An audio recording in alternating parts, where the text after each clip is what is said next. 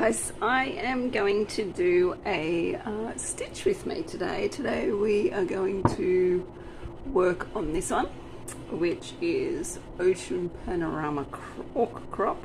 The artwork is by Adrian Chesterman and it is charted by Pain Free Crafts. So this is a new start and it is on 25 count.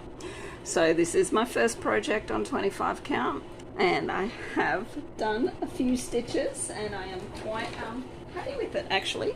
I'm really happy with how it is stitching. I am hoping that I have got yous positioned. Maybe I might just, there we go. You might be able to see. I hope that my fat head and all my hands don't get in the road. But yeah, well, let's just, I don't know what I'm going to talk about either. I just thought that I would do a stitch with me. So yeah, I am actually liking the 25 count. I was a little bit apprehensive. I wasn't sure how I would enjoy it because it is so tiny, but I am not having an issue at all. I've found I am doing this a 1/1 full cross as you do on 25 count, and yeah, I am trucking along with it. I have only, as I said, I've already done a couple of hundred stitches into this, and that's only over like maybe an hour or so. So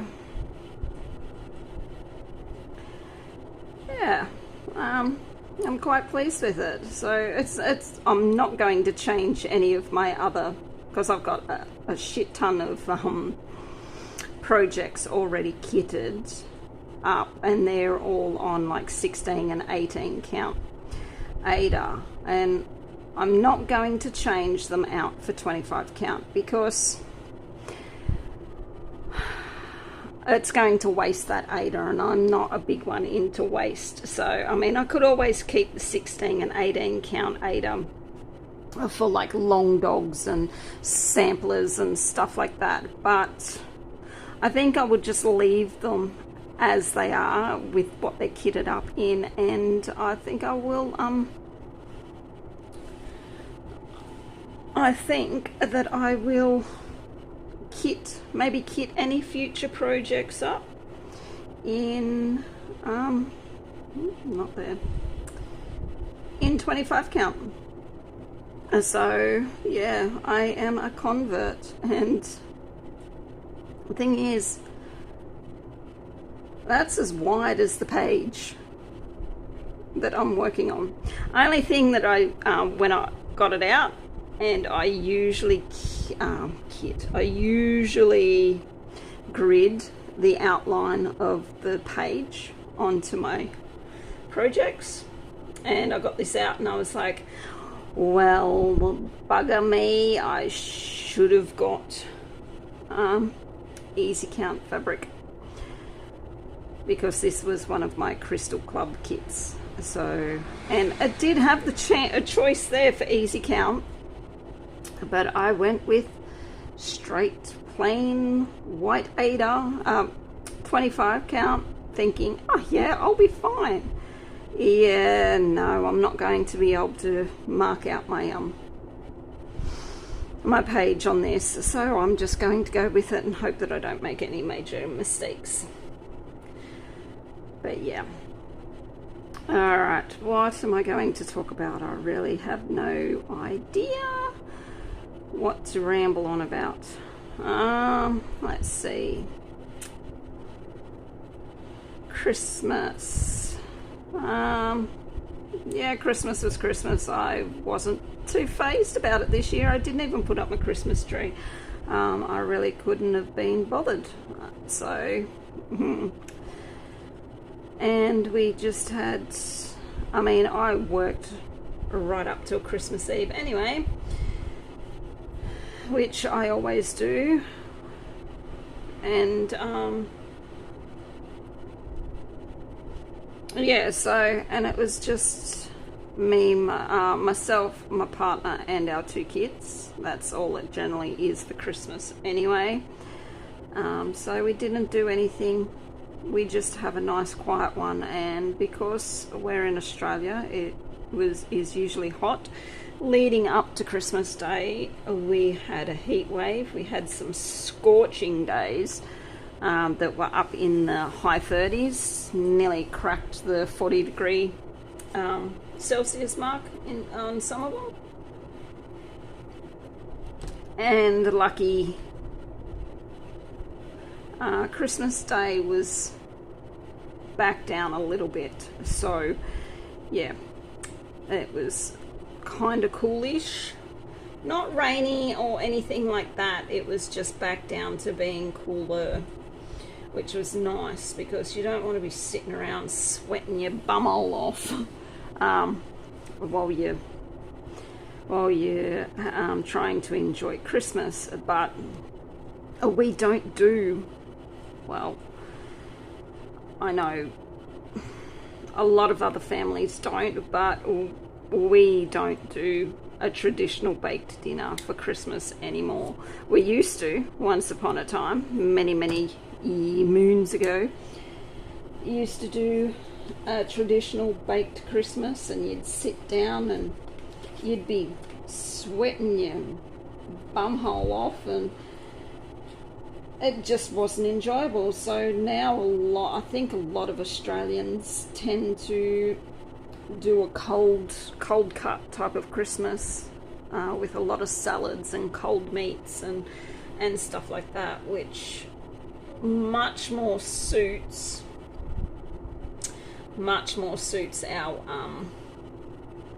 our lifestyle over here. Let's go with that colour. Just picking my next colour here. Now, if you haven't seen a Pain-Free Crafts kit before, they come on these cards, and the cards have the numbers with the colour and the DMC number, and they're all on the cards. I've been through and cut all the loops on them. So, and then what I tend to do is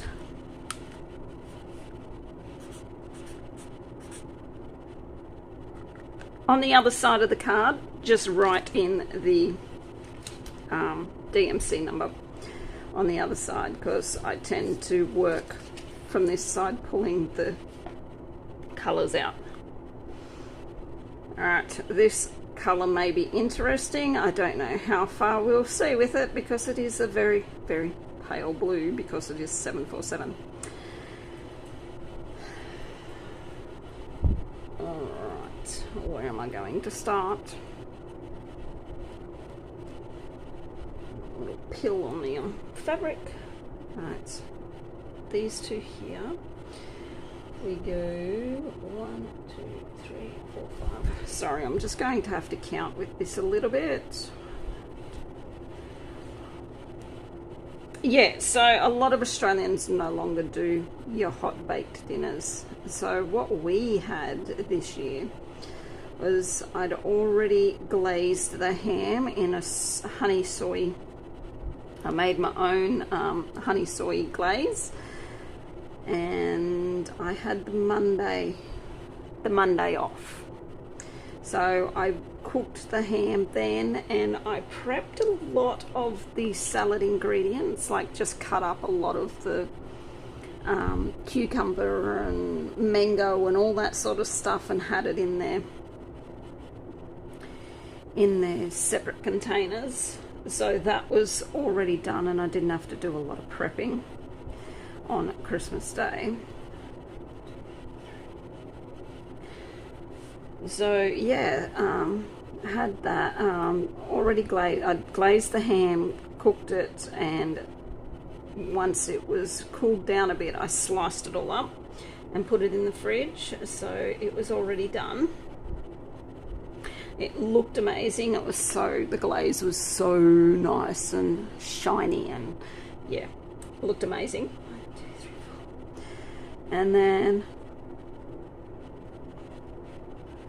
no, maybe I've done that Wednesday night. I actually think I done the ham Wednesday night, or Wednesday afternoon when I got home from work. I think that's what I done. But yeah, so we had the glazed ham and I cooked the turkey. We have turkey at Christmas time because we don't do Thanksgiving or anything like that. So turkey is something that we generally have at Christmas. I don't buy a whole turkey though. That's way too much for us. I usually buy a turkey, what they call a turkey breast roll here in Australia, and it already comes and it's just a frozen thing, and you cook it and yeah, you can just slice it up and it is amazingly delicious. That is not where I'm going.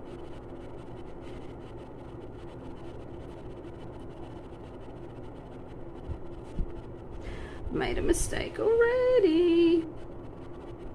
Okay, let me unpick this and we will resume the scheduled program in a second. Alright, unpick that one and that one. See, I can't talk and count at the same time. That's just impossible.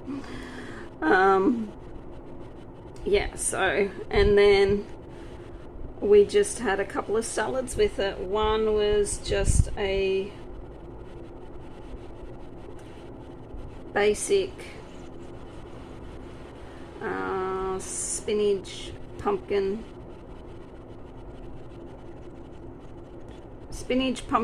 beetroot and feta salad. So it's just your spinach, you roast your pumpkin and your beetroot off in the oven, and then you dice them up. I use a butternut pumpkin because it is a little bit of a sweeter pumpkin. So you just roast them off in the oven with a bit of salt and pepper and a bit of oil over them. Wait for them to cool down, dice them up. You have your spinach, or your baby spinach, not your big old silver beet type of stuff. Here we have baby spinach, beetroot, pumpkin. I usually slice up a red onion and throw that in there. Crumble your feta, throw that in. Put some pepitas in, like your pumpkin seeds, and then just finish it off with some balsamic dressing. Toss it all together and it's absolutely amazing. The other one, I was going to do a potato salad, but I didn't. I ended up doing what they call a Hasselback bacon potato bake. So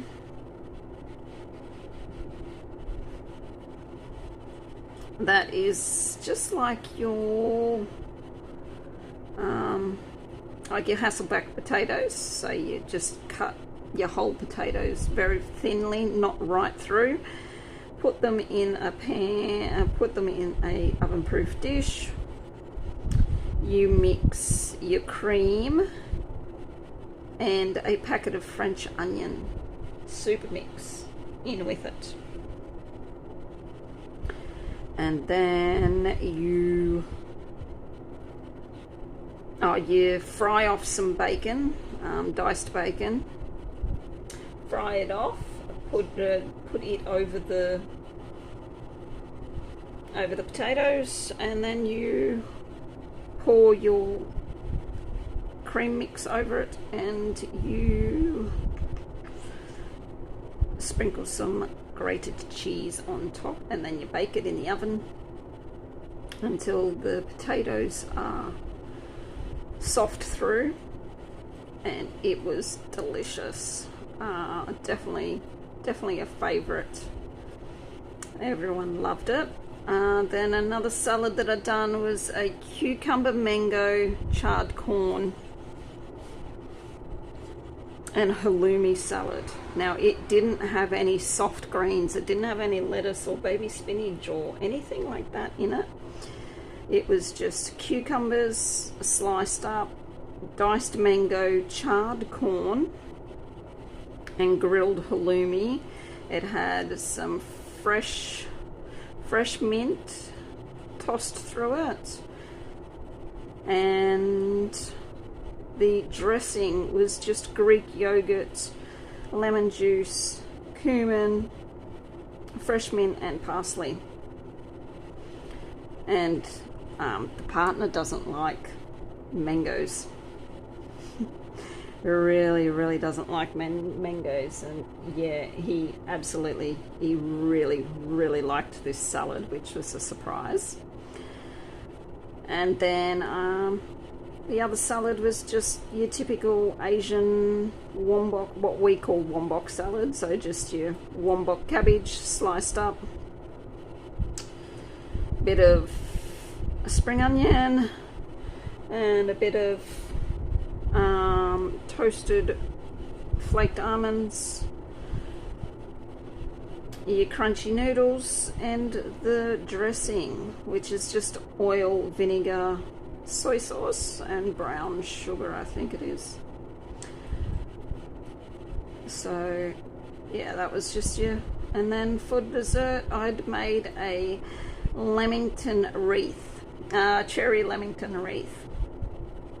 So it was just your Lamington fingers, just like your little ones that you get. And I'd whip some cream, and I'd mix some Morello cherries through the cream, and then you sandwich the Lamington fingers together with the cream and into the shape of a wreath. And then I put some fresh cherries on top, some spearmint leaf lollies, and drizzled melted chocolate over it. So that was our Christmas.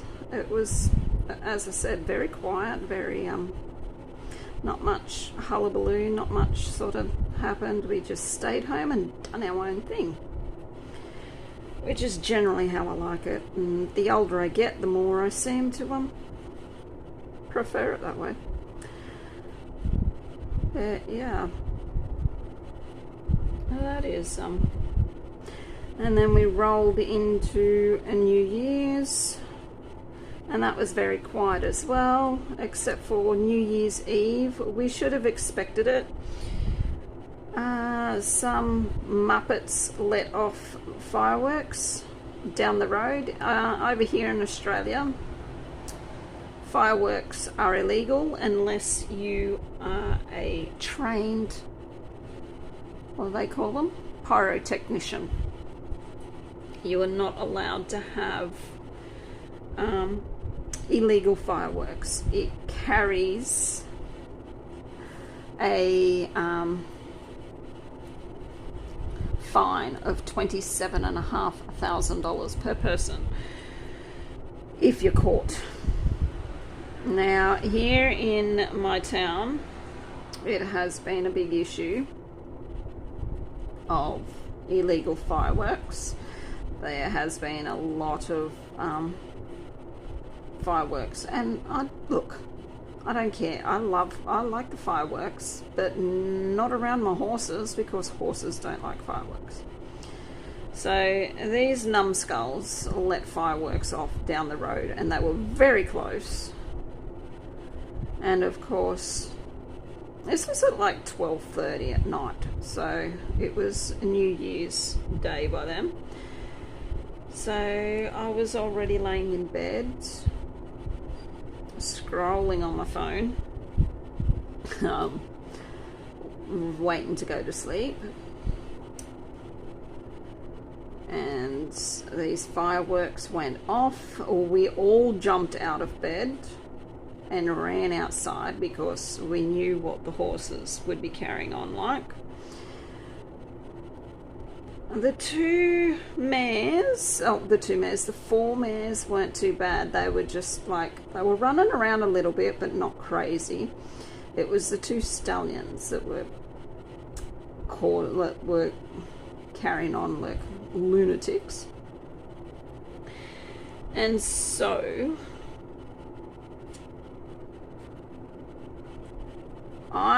me and the son headed out into the paddocks with our phones and just the torches on our phones, headed out into the paddocks to try and calm these stallions down. Now, 500 kilo horses in the dark that have been scared by fireworks are not easy to control. So here we are standing in the middle of a paddock while one stallion is running circles around us.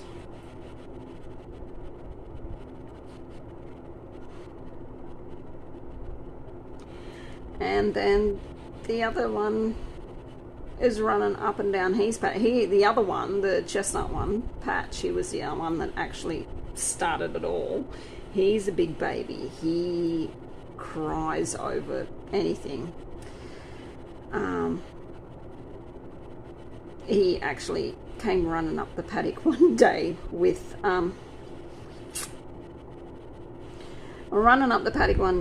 whinnying his poor little head off because he had a dried thistle stuck in his nose. And he came belting up the paddock, and we were outside over near his, and then he came up over near his paddock, and he came up to the fence, and he was sort of whimpering and mumbling to himself. By that time the thistle had fallen out of his nose, but he came over to us for us to check his nose and give him a kiss and tell him that it was all better. But yeah, he's a very sensitive, let's say, this stallion. He whinnies, cries at a lot of things. So he was the one that started it all. He went off into a panic, and then the other stallion, Bundy, who's the older fellow, went off into a panic because he wanted to check on his mate, but he couldn't see him or couldn't find him because he was running up and down the paddock. The boys are separated now. They used to run together, but Patch kicked Bundy in the head and nearly killed him, so we had to separate them. And it was just playing around, and that's sort of when we decided that we'd separate them. But there's still very much love-hate relationship, and Bundy is the head stallion. He thinks that he rules the roost and owns everyone. So as soon as Patch started panicking, Bundy was trying to see where Patch was to see what was going on. And then the next minute we hear this almighty crack, like a fence had been ran into. This, of course, my heart jumped straight into my throat because I'm thinking, holy shit, which one of them has gone over a fence, and how much damage have they done to themselves? And I'm going to need to call a vet out, and I'm going to end up with a huge vet bill because some dickhead has let off fireworks.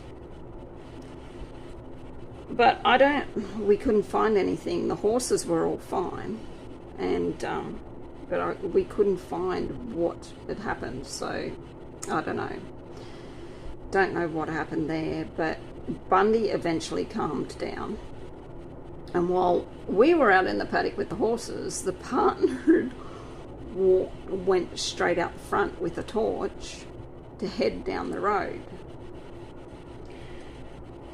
And they must have heard us come out, because they only managed to let off about 3 or 4 fireworks before we were out there and yelled out.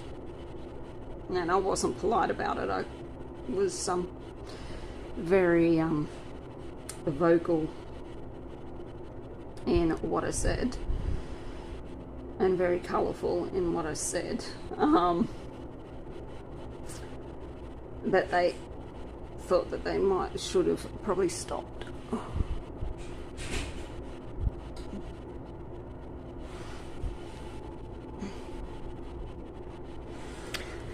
So yeah, he headed down the road.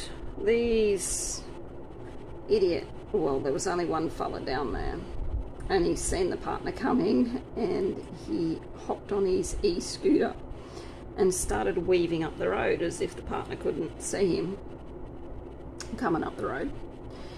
And he had his phone torch on, and as he got closer, he turned the phone torch off and sort of skedaddled past the partner and went up the hill into the housing estate that's above us. Got to the top of the hill and turned his phone torch back on.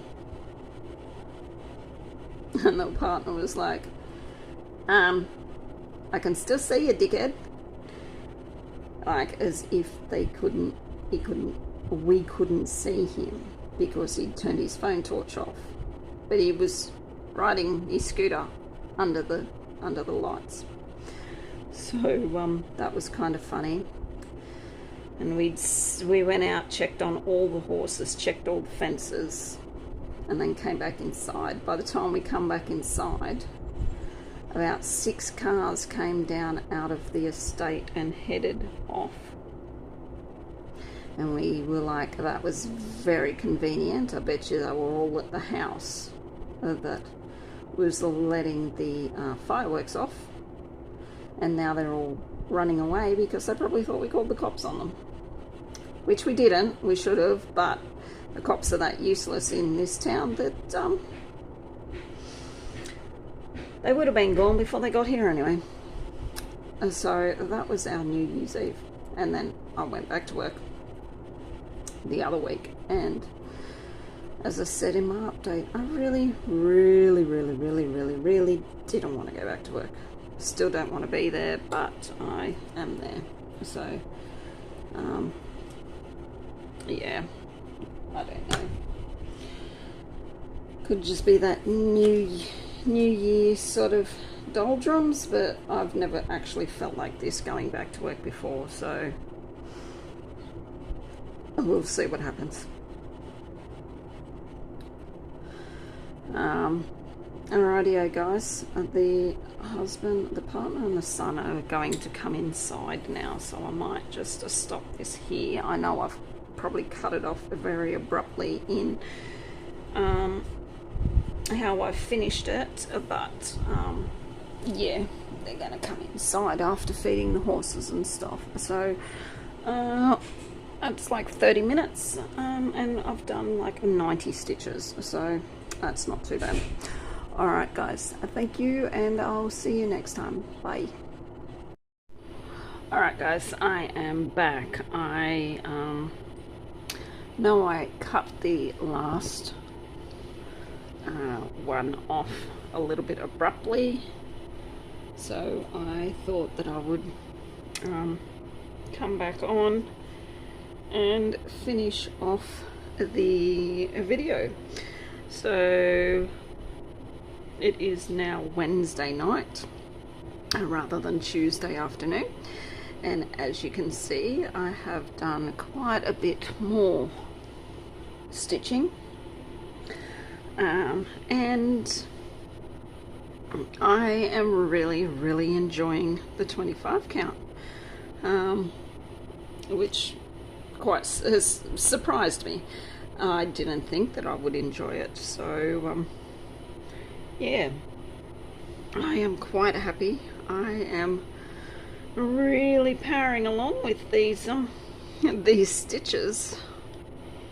Just got to figure out where I am up to. Alright, so yeah, I'm really powering along with these stitches. I done 1,000 stitches last night, and now I am currently heading towards 800 stitches tonight, and I've still got a couple of hours before I go to bed.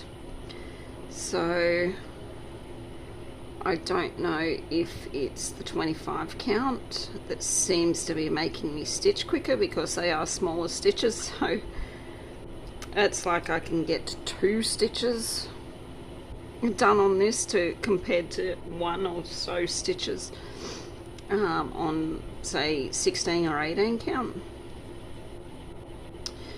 But yeah, I am really enjoying this. So now I have made the decision that going forward, any full coverage projects, I will probably kit them up in 25 count,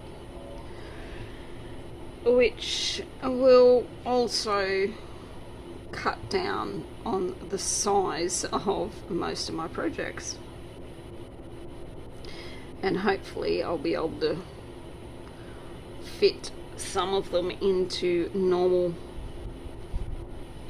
frames that you just buy from, say, like Target or Kmart or somewhere like that. Spotlight, just normal frames. So that will be quite handy. So yeah, I'm very pleased with the 25 count.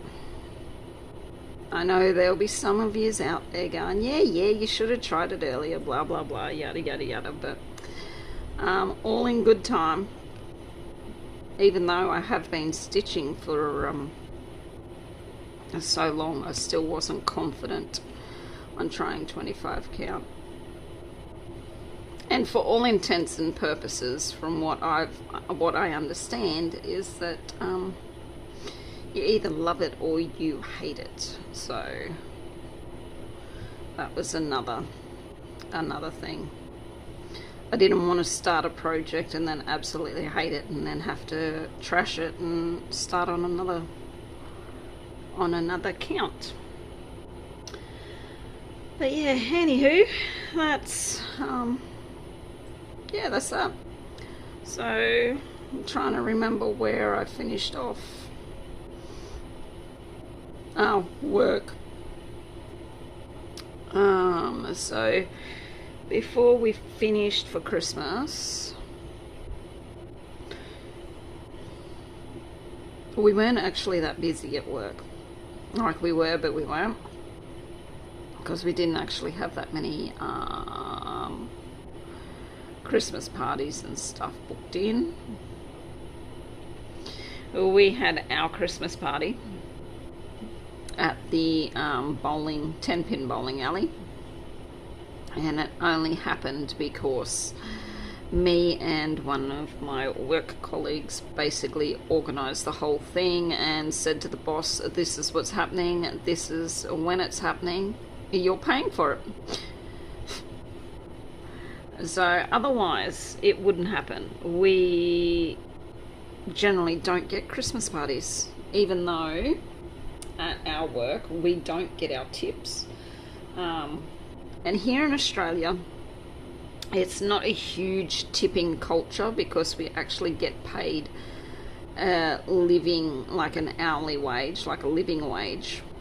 So for a casual hospitality worker, you're looking at, I think it's about $27 an hour that you get paid. So it's not a huge thing for us to rely on our tips to supplement our wage.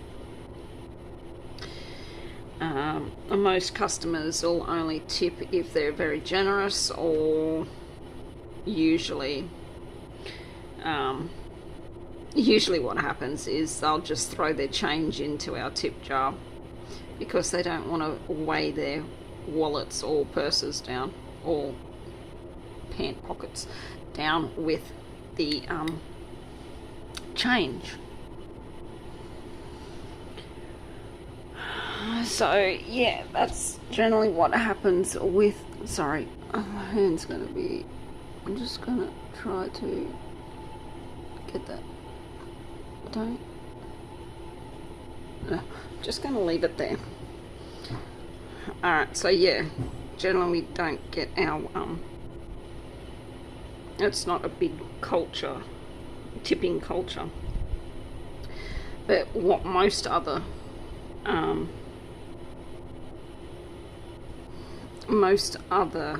businesses do is at the end of the year, when you knock off for Christmas, they will add all the tips up and then divide them over the staff.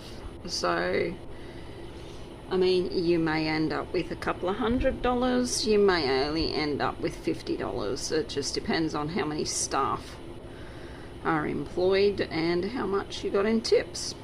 That's what most other businesses do. No, not our business. All our tips go into basically a slush fund, which is meant to be for our Christmas parties. Now, in the 10 years that I've worked there, I've only been to 3 Christmas parties. 2 of those are because basically I've organised them, and the other one was, I think it was the year before COVID. No, it must have been the year after COVID. I think it was 2021. But yeah, so you can see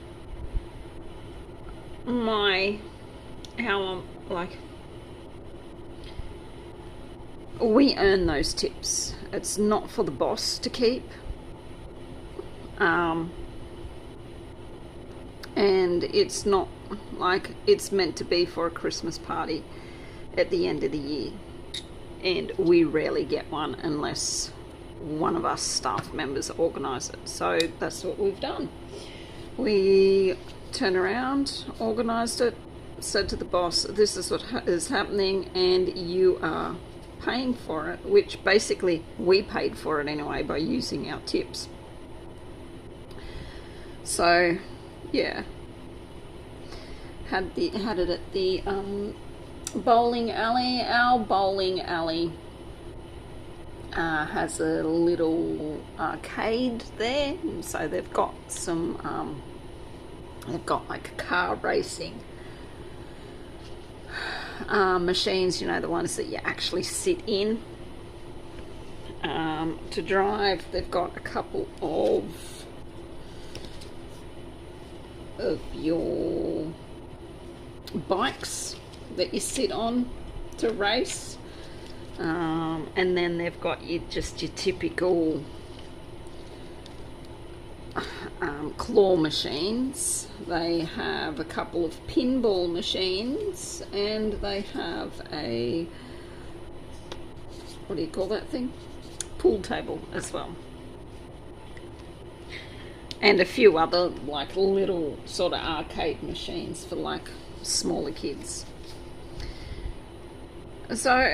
And I thought that it would be a good idea to have it there because we do have a lot of juniors, like under 18s. Here in Australia, 18 is the legal age for drinking.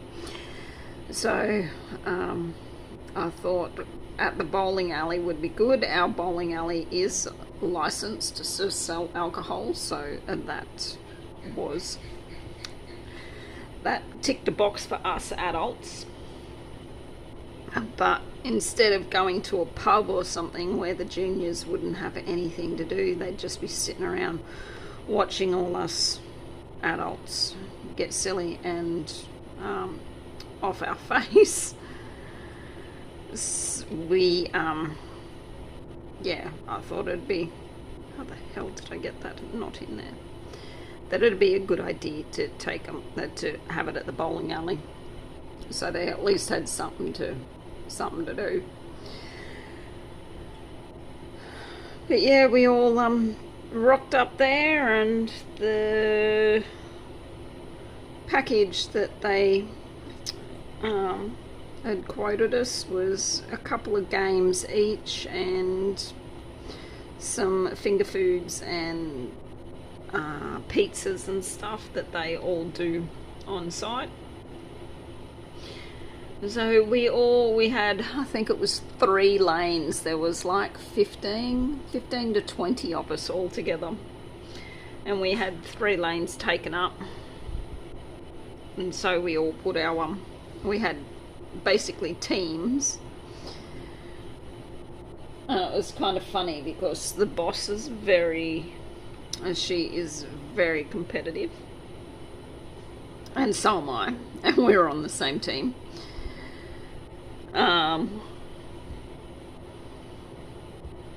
And I went, well, I didn't actually go there dressed as the Grinch. I took my Grinch suit with me to get dressed into, which I did. And I didn't get any photos, unfortunately, but yes, I went dressed as the Grinch. And when we were playing the first game, one of our apprentice chefs, he managed to get a strike on one of his turns. So without thinking, I ran up to him and yelled out, "Chest bump," and jumped in the air and smashed him with my chest. He kind of wasn't expecting it, poor kid. He's way taller than me. He's probably well over 6 foot, and but he's skinny as, he's like a little, like, he's a skinny as. And yeah, when I do shit like that, I go in hard. I don't hold back. So yeah, I chest bumped him and nearly pushed him down the bowling lane. And of course everyone just lost it because I was still dressed as the Grinch when I done it. But yeah, it was a really good night. It turned out, well, we started in the afternoon and went into the night because the bowling alley closes at 8:30 or whatever it is. So yeah, but it turned out to be a really good night. It was a good idea to actually have it at the bowling alley. So, but yeah, we had that, and then we ran into the week of, like, coming up to Christmas, and we worked right up to Christmas Eve, and we closed at 12 o'clock. Only done breakfast service, had a lot of catering and that going out. So for weeks beforehand I was advertising on socials about ordering catering, such as salads and tarts and quiches and even meat platters and stuff like that. And you'd be quite surprised with how many people order this catering, because it just makes it so much easier. Sorry, I'm just posting in one of my Facebook, in one of my games on Facebook, because we're in the middle of an event. So yeah, it makes it a lot easier for people because they just order it all from us. The salads and everything are already done, and they've just got to put it all together at on Christmas Day without them having to slave over a hot stove or anything like that. So we closed at 12, well, stopped service at 12. We were still open because we were there doing a clean, like a deep clean for the end of the year, which we always do. Always do that on the last day. I think we ended up getting out of there by 3 o'clock in the afternoon, which isn't too bad. It wasn't too bad because usually it takes us about usually we're not leaving until 6 o'clock in the afternoon, like at night. And I was determined that I wasn't going to do that. I basically said to the boss, look, I'm gone by 3 o'clock. I'm not staying here any longer. But we were done with all the cleaning by then. Yeah, and then we ran straight into Christmas, which I'd already spoken about. And then I went back. The others went back on, what was it, the 5th? 4th, 3rd. When was New Year's? It was the Thursday.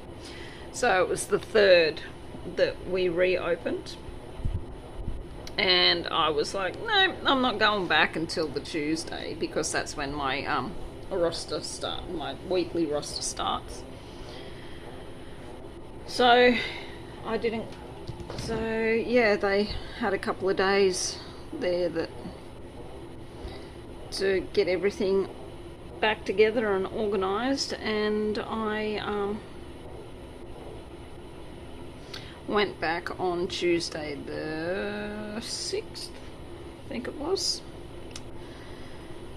And as I've explained before, I really didn't want to. First time I've ever had to drag myself out of bed to force myself to go to work. I don't know. Wasn't really feeling it. But you do what you have to do, and you put your big girl panties on and you just keep going. So that's what I've done. The first week at work wasn't too bad. We were sort of pretty steady. This week has been pretty bloody quiet. We've had a junior on every day because it is summer school holidays over here, so the kids get 6 or 7 weeks off school. And a lot of our juniors, we'd hit them up before Christmas break and asked them if they wanted some work. Had a few of them jump at it and go, oh yes, definitely. Had a couple go, no, not really. So we're like, yeah, rightio. But that's fair enough.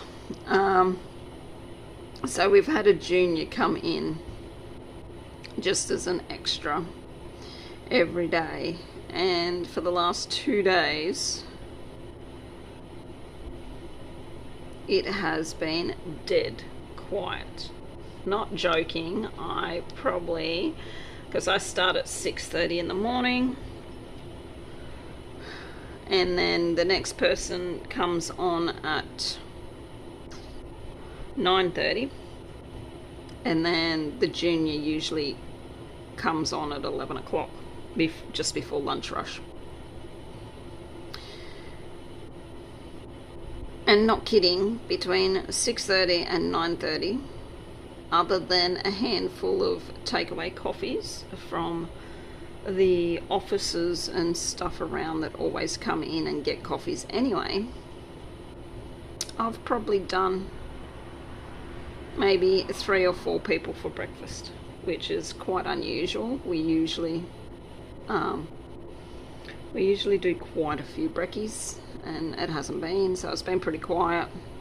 And then once the next person comes on, we've been standing around twiddling our thumbs, and it's been so hard to find something to actually do because we've done all the major cleaning before Christmas. And we do it like that because usually the health inspector turns up sometime between now and the end of February or March. Sorry if you hear that. The son's playing a video game and he's obviously just lost or something.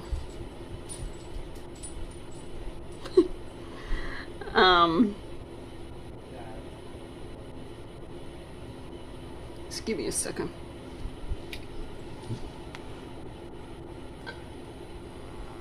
Alright. Just had to pause because he was gonna start swearing or something. He's having trouble with his game. He keeps getting kicked out of the game for some reason. Whether it's a server issue or a data connection issue, I don't know. I have to work that out. Anyway, what was I saying?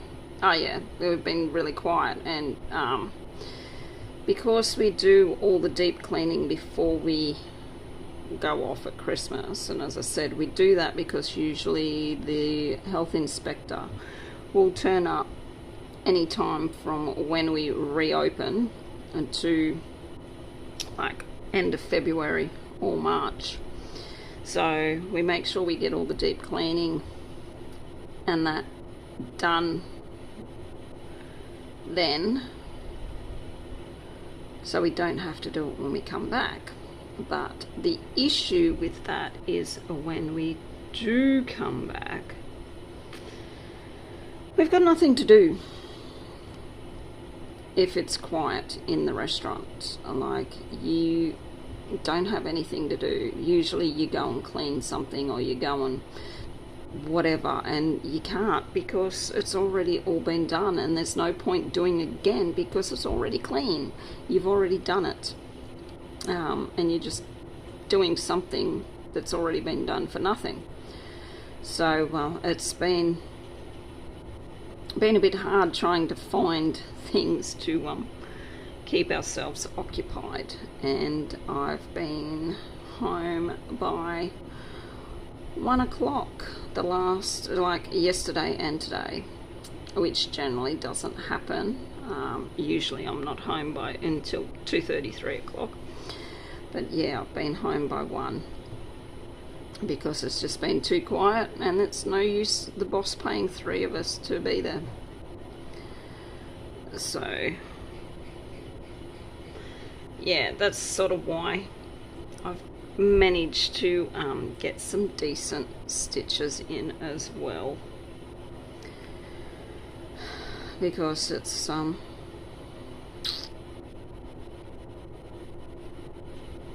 I basically come home and sit down and start stitching before we have to get out and do the animals later in the afternoon. But yeah, and I think it's so quiet because by now everyone's come back from their Christmas holidays. They've spent all their money and they've got to go back to work to earn some more money, so they really don't have any spare cash or anything to be going out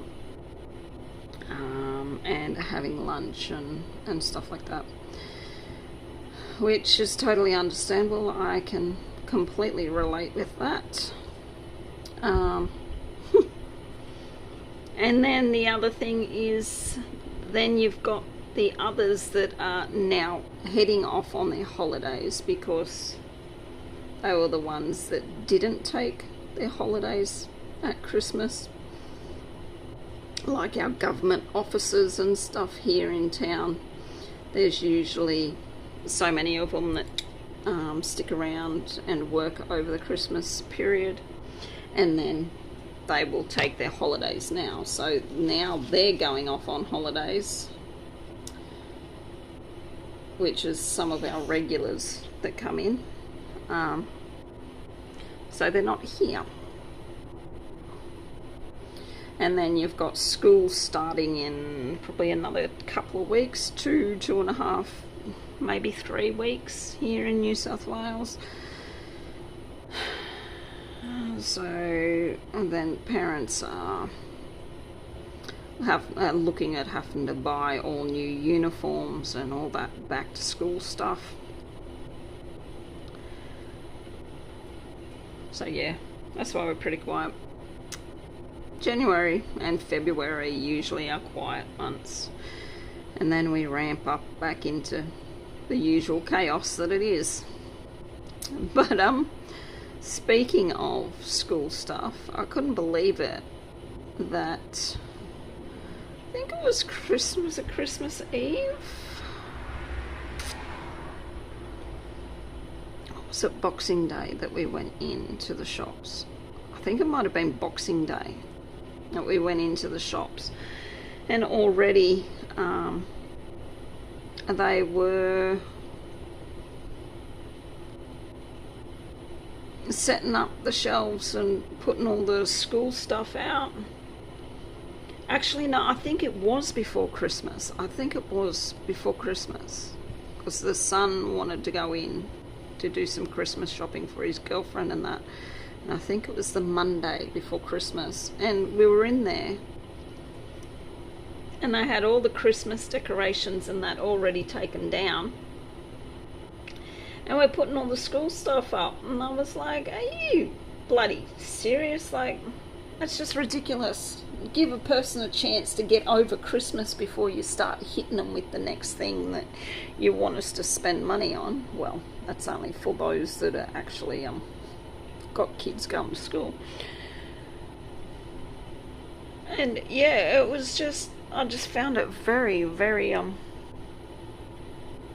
and I know they do it every year, but it seems like every year they're getting earlier and earlier, because it was Boxing Day and there was already pictures and that on Facebook of hot cross buns and Easter eggs in the supermarkets.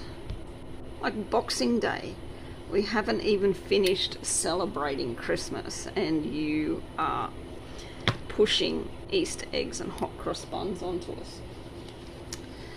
And I am one of those ones that refuse to buy them until it is a couple of weeks out from the actual event. And I suppose if there was no if people didn't buy them, they wouldn't put them out so early.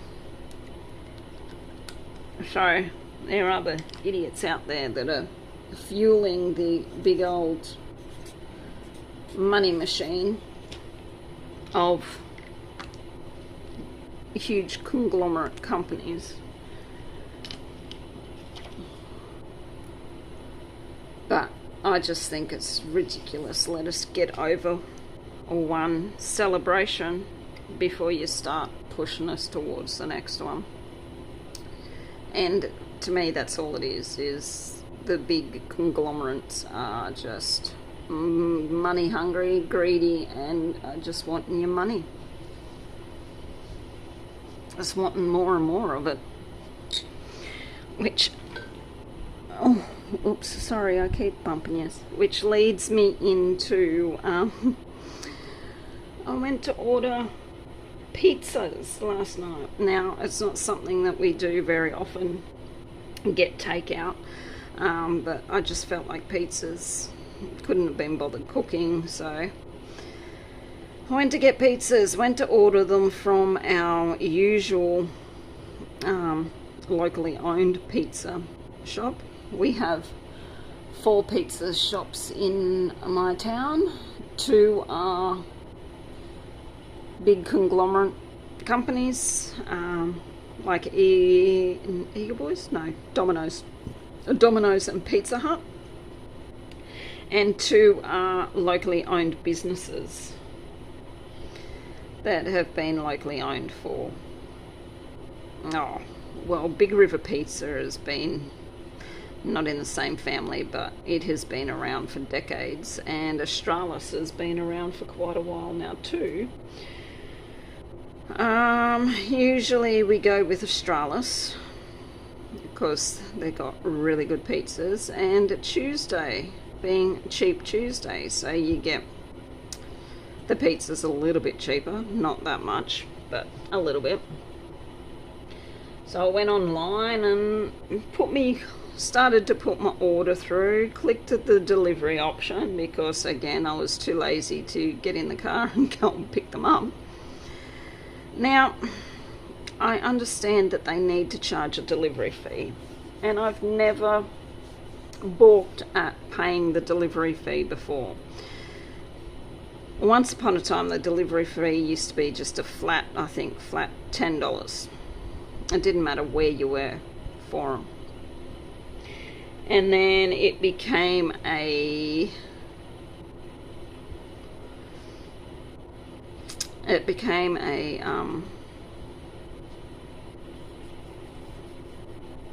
per kilometre type of thing, which again I didn't care, and I think it was like $1 a kilometre. So the shop's like 14 kilometres away from us, so the delivery went up to $15 or whatever it was, which I didn't care, because obviously someone's being paid a wage to deliver the pizzas and all that sort of stuff. Now, we hadn't ordered pizzas for quite a while, and I mean, like, you're talking probably a good 6 months or more. And I got on there, done my order, got to the part where it was pick up delivery, chose delivery, put my address in.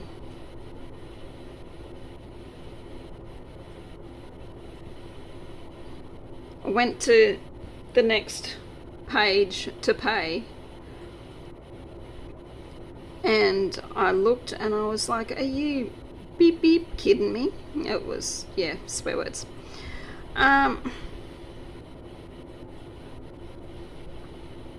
Went up $30 they wanted for delivery. That's like over $2 a kilometre. I know petrol is expensive, but that's just crazy. $30, that's nearly another 2 pizzas right there. So I was like, no, sorry, I am not paying you $30 delivery. What was like a $70 pizza order for 4 or 5 pizzas, I think it was, jumped up to $100. That's $100 for some pizzas. Yeah, nah. Call me stingy, but I wasn't paying that. So I got off, mulled on it for a while. I was like, no, I really, really, really want pizza. I really feel like pizza. So I bit the bullet and I got onto the Pizza Hut website. Now, Pizza Hut's not long reopened back in our town, and we hadn't tried them, so I thought, bugger it, I'll give them a try, because we scrapped Domino's many years ago. And I won't go to Big River because I got sick of their pizzas quite a few years ago too. I mean, different people own it and that now, but one's bitten and all that sort of stuff, you know. So I was like, yeah, I'm not going to Big River and not going to Domino's, so I'll give Pizza Hut a try. And I got 4 pizzas delivered for, and I think they put a bit of a delivery fee on, but I know it wasn't $30. I think it was like $60. 4 pizzas delivered. So yeah, I think it'll be quite a while before I order pizza again. As I said, it's we only do it on an occasional basis. It's not a It's not let's do it every night or every week type of a thing. And I think I only wanted pizza and felt like pizza because at work my co-worker kept talking about how hungry she was and what she wanted to eat. So like pizzas, or she started off with, I forget what she started off with, and then she went to something else, and then she went to a pulled pork roll, and then she went to something else, and then she was like, oh, pizza, I really feel like pizza. You reckon we could order a pizza and get it delivered to the restaurant? I thought, and I said to her, yeah, that's going to go down real well with the boss when the pizza delivery guy walks in and hands over a pizza to us that's working in a cafe. Which we actually done that one year when we were doing the cleanup. We ordered pizzas, had the pizza delivery guy bring us some pizzas while we were cleaning. That was kind of funny, but we were all hungry, so but yeah, so I think that's the only reason why I felt like pizza. And now that I've had it, my craving is satisfied, and I probably won't want it again for, as I said, quite a while. But it still gets me $30 delivery. Like, that is crazy. I'm trying to think what else to talk about. I don't think there's a great deal. As I said, I just thought I'd jump back on and do a bit longer of a video, just to add on to it, because I did cut off quite abruptly yesterday because the partner and the son were coming inside. But they're both occupied doing their own things tonight, so I've got a chance to have a bit more of a natter to yous.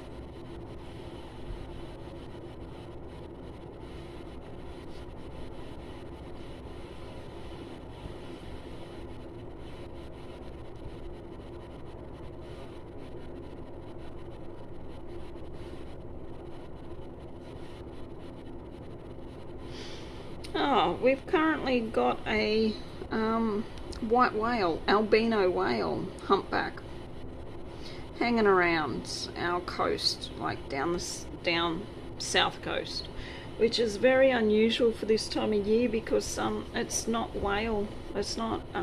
migration season for them. They think it is a young female.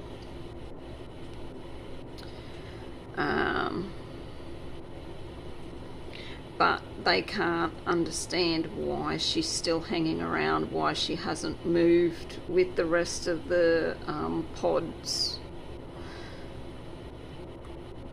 or when they all migrated back through, migration finished in, what are we? January migration finishes October, late, around about October.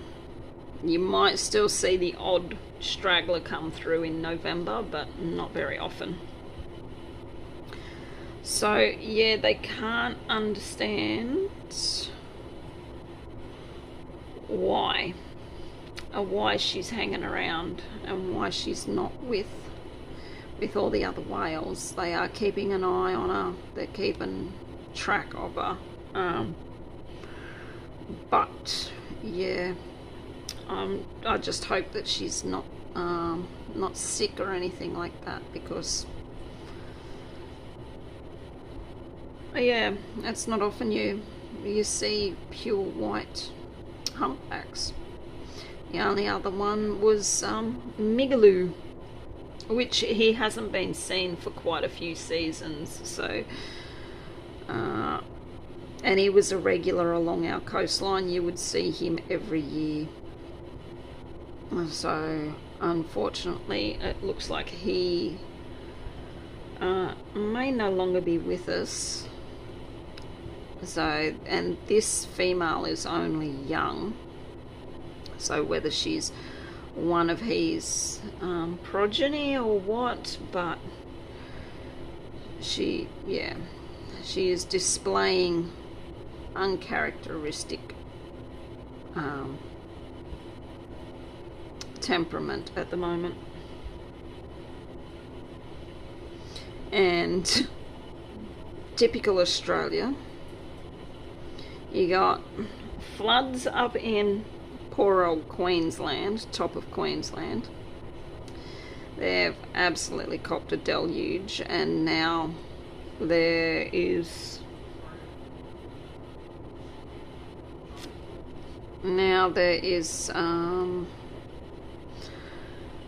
a couple of cyclones forming up there, so we will see what happens.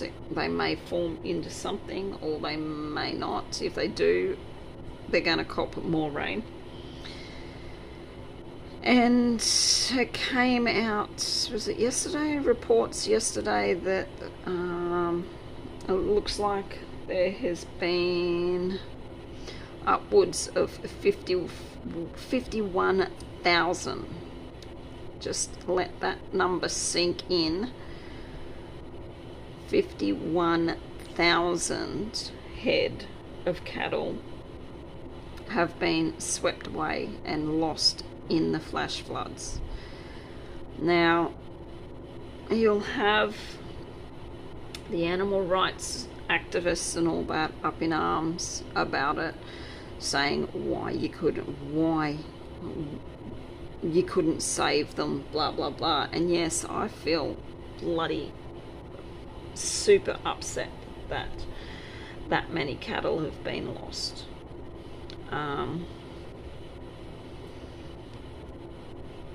It's upsetting just to lose one to snake bite or something like that, let alone 51,000 of them.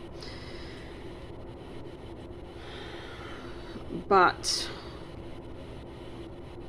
you're talking now, these properties up outback Queensland and into the Northern Territory are huge. You were talking millions of acres. There are some that are 2 million acres, which is about, well, that works out to be, I think there's 4.5 acres to a hectare.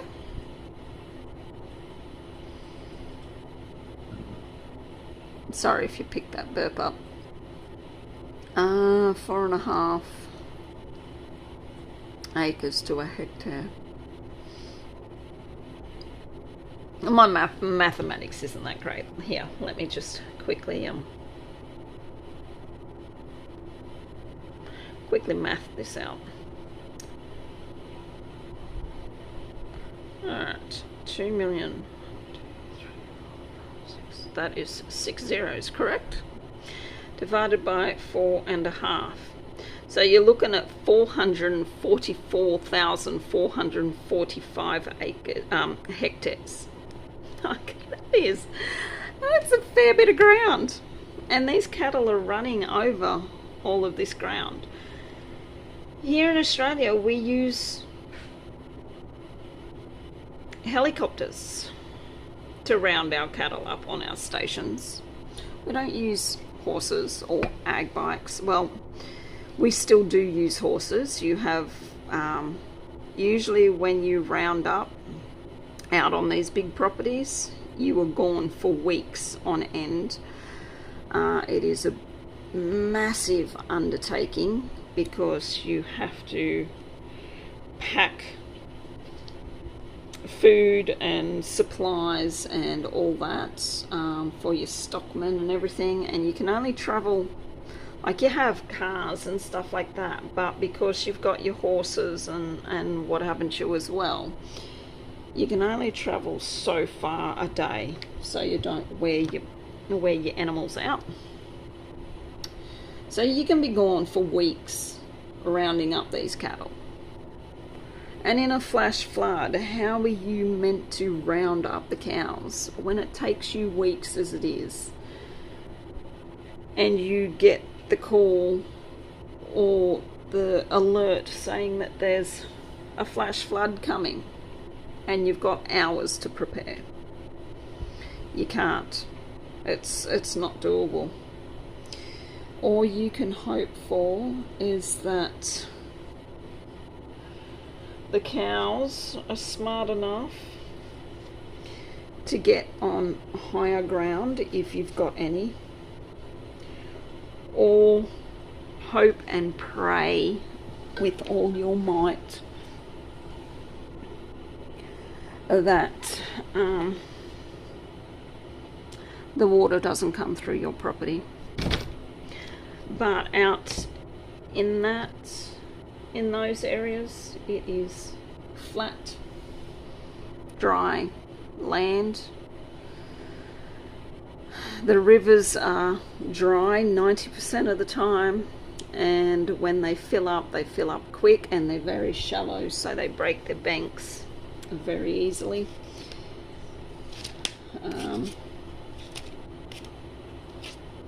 It is a very harsh way of living out there. So you don't have the time to go and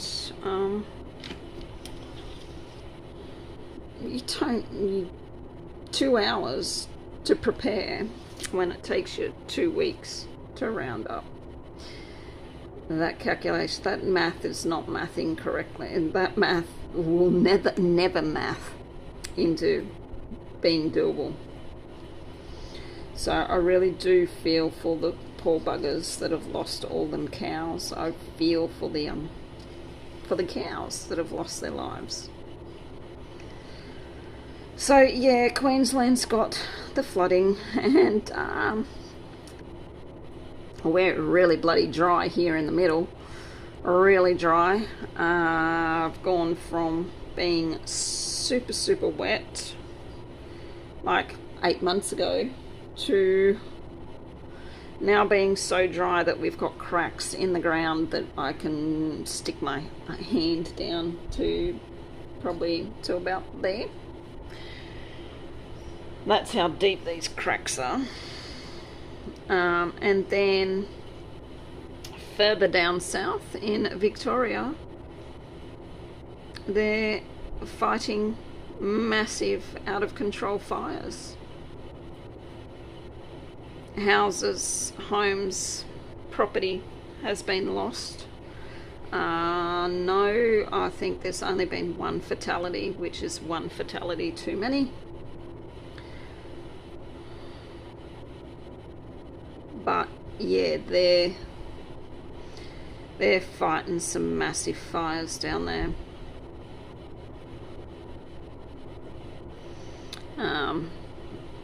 Queensland need to send some of their water down to Victoria to help put out those fires. But that's Australia for you too, isn't it? If it's not one thing, it's another. Droughts, fires, or floods. She's a harsh land to live in, that's for sure. But yeah, so we've got floods up the top, fires down the bottom, and near on drought conditions here in the middle. It keeps threatening to rain. They've said for the last 2 weeks, since Christmas Day, actually, that we were going to get some rain, and we have not got any. It builds up.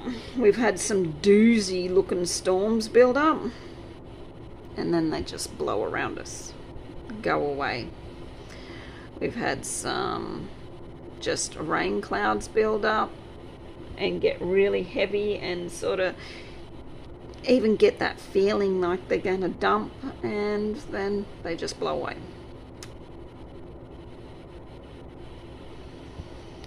So we are in full feeding mode for all of our horses at the moment. Hay, hard feeds, whatever we can do to keep them going. but I mean, they all look healthy, they all look fat and shiny and what have you, but it is also costing me the absolute earth in feed.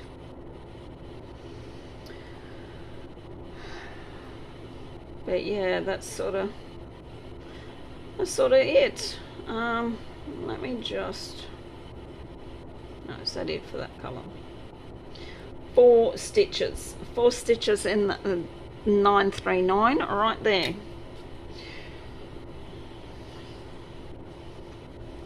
Alright, I'll flip this over.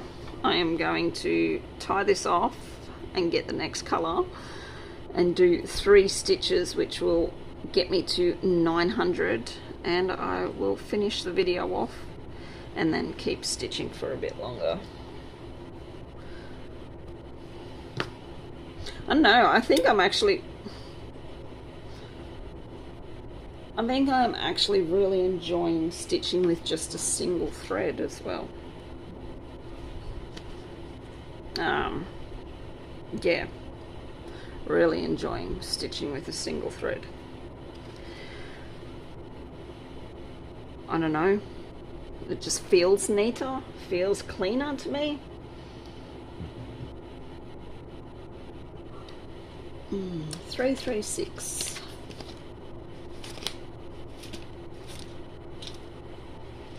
Not that one. Here we go, dark blue.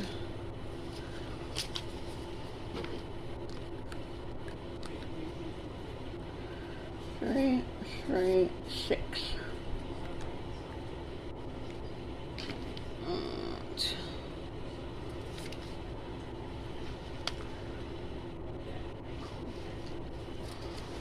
One strand out.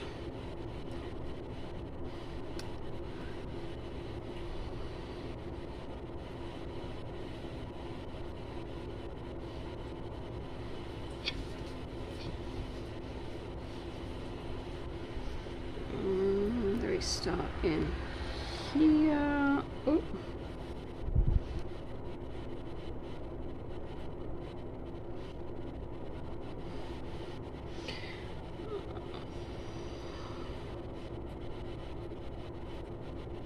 Alright guys, so yeah, I'm just going to do these 3 stitches and I'm going to love yous and leave yous so you can get onto watching someone else. I think the first part of this video that I recorded was about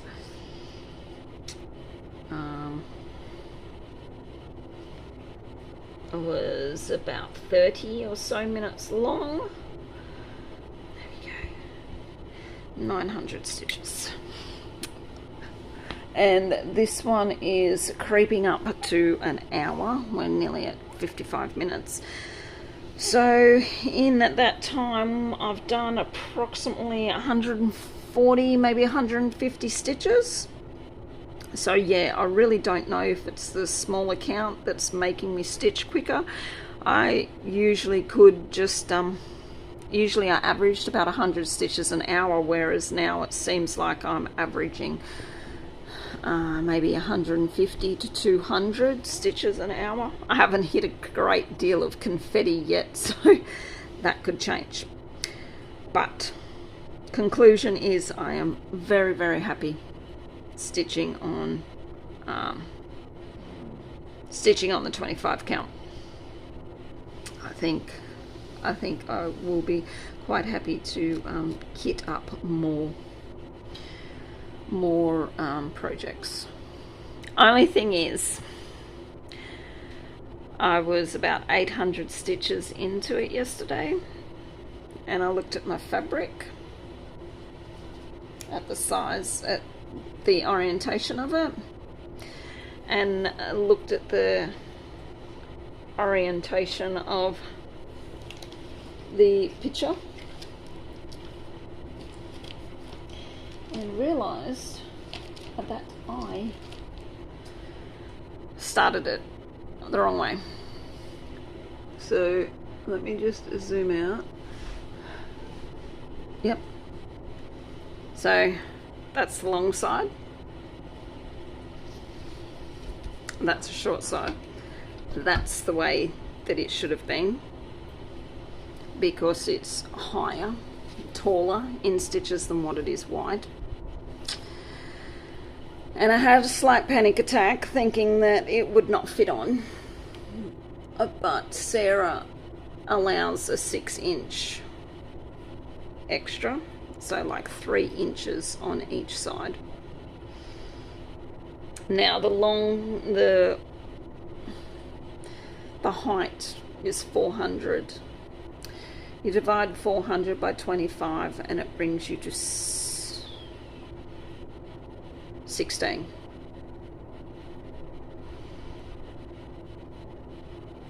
This way, this along here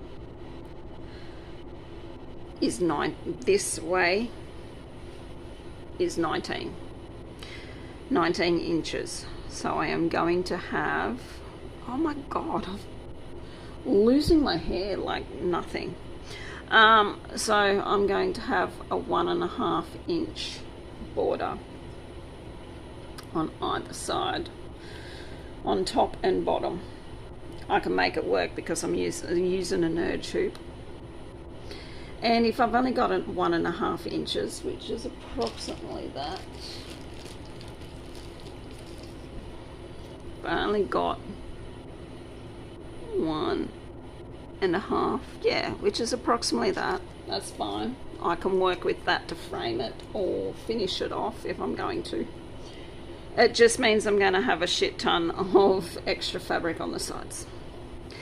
But that was a rookie mistake. I think I was so keen to start it that I didn't actually think about the orientation of the fabric. But that's my mistake, and if it comes to it, I can always take 10 to 20 stitches off the top and maybe 10 to 20 stitches off the bottom. And I don't think it would make a great deal of difference. Like 10 to 20 stitches would bring me just to the top of that bird. Oh, now I've got the hiccups. So all I'm really cutting off is a bit of the sky up the top. And down here I'd just be, it might cut into that crayfish there, but I could always just calculate it that it comes to just under the crayfish. But I don't think I don't think I'll need to cut any stitches off it.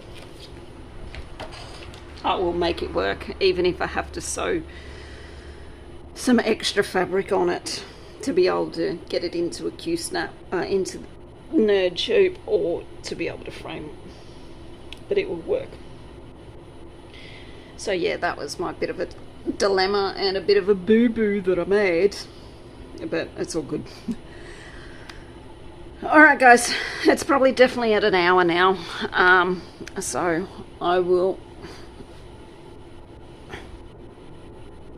nearly about 30 seconds off. So I will love yous and leave yous and let you get on. So this video, well, you would have seen the timestamp anyway, but it's going to be about an hour and a half by the time I wedge them together.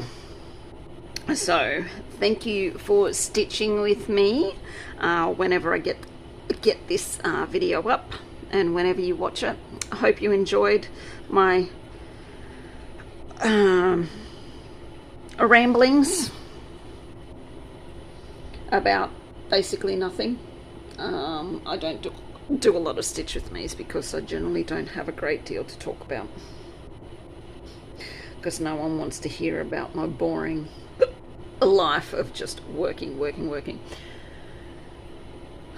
So yeah, rightio guys, until my next video, please, wherever you are in the world, take care and stay safe. Bye bye for now.